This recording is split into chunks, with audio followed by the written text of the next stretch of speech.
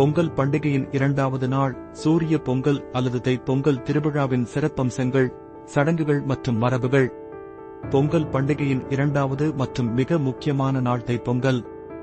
இது சூரிய பொங்கல் அல்லது பொங்கல் என்றும் அழைக்கப்படுகிறது.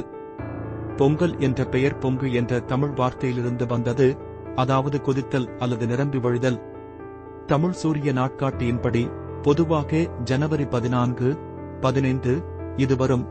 தைப்பொங்கல் தமிழ் தை மாதத்தின் தொடக்கத்தை குறிக்கிறது. தைப்பொங்கல் மகர சங்கராந்தி என்றும் அழைக்கப்படுகிறது. இது சூரியன் மகர ராசிக்கு மாறுவதை குறிக்கிறது. பண்டிகையின் இந்த முக்கிய நாள் சூரிய கடவுளுக்கு அர்ப்பணிக்கப்படுகிறது. பொங்கல் நாளில் அதிகாலையில் அனைவரும் குளித்து புதிய ஆடைகளை அணிவார்கள். குடும்ப உறுப்பினர்கள் நுழைவாயில் மற்றும் பொங்கல் தயாரிக்கப்படும் வீட்டின் முற்றத்தில் கோலம் போடுவார்கள். கோலம் தயாரிக்க அரிசி மாவு மற்றும் வண்ணங்கள் இரண்டையும் பயன்படுத்துகிறார்கள். வீட்டின் நுழைவாயிலில் வண்ணமயமான பூக்கள் மற்றும் மா இலைகளால் அலங்கரிக்கப்படுகின்றன. சமையல் பகுதியை கரும்பு மற்றும் கோலத்தால் அலங்கரிக்கிறார்கள். கோலத்திற்குள் பொதுவாக அரிசியை சமைக்க விறகு பயன்படுத்தப்படுகிறது. பொங்கல் பானை சூரியனின் நேரடி பார்வையில் கிழக்கு நோக்கி அமைக்கப்படுகிறது. கரும்பு, காய்கறிகள் மற்றும் மசாலா பொருட்களும் கடவுளுக்கு படைக்கப்படுகின்றன. பொங்கலை கொண்டாடுவதற்கான நல்ல நேரம் சூரியன் மகர ராசியில் நுழைவதை பொறுத்து தீர்மானிக்கப்படுகிறது. முதலில் அரிசி இல்லாமல் தண்ணீரையும் பாலையும் கொதிக்க வைப்பார்கள்.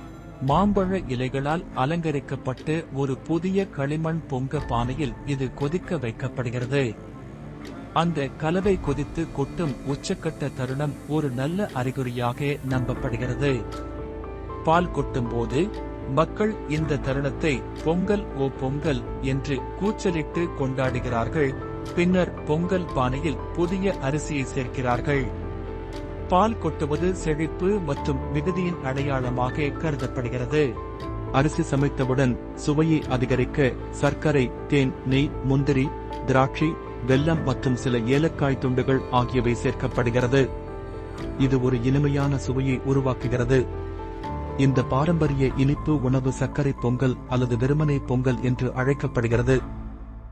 சர்க்கரை பொங்கல் தயாரானதும் 3 வாழை இலைகளில் படையல் பிரசாதம் வைக்கப்பட்டு முதலில் சூரிய பகவானுக்கு சில நிமிட தியானம் அல்லது பிரார்த்தனையுடன் படைக்கப்படுகிறது.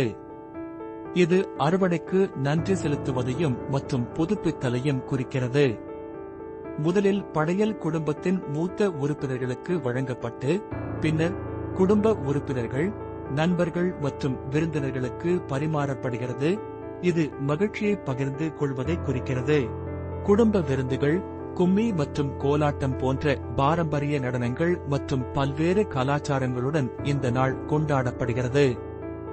மக்கள் குடும்பத்தினர் மற்றும் நண்பர்களுடன் கூடி பரிசுகளை பரிமாறிக்கொள்கிறார்கள் மற்றும் ஒன்றாக உணவை பகிர்ந்து கொள்கிறார்கள். இந்த விழா இப்பகுதியின் வளமான கலாச்சார பாரம்பரியத்தை வெளிப்படுத்துவதுடன் சமூகம் மற்றும் நல்லிணக்கத்தின் முக்கியத்துவத்தை வலியுறுத்துகிறது. பொங்கல் நல்வாழ்த்துக்கள். இந்த பண்டிகை உங்கள் மனதிற்கு மகிழ்ச்சியும் உங்கள் அனைத்து முயற்சிகளுக்கும் வெற்றியும் தரட்டும். நன்றி.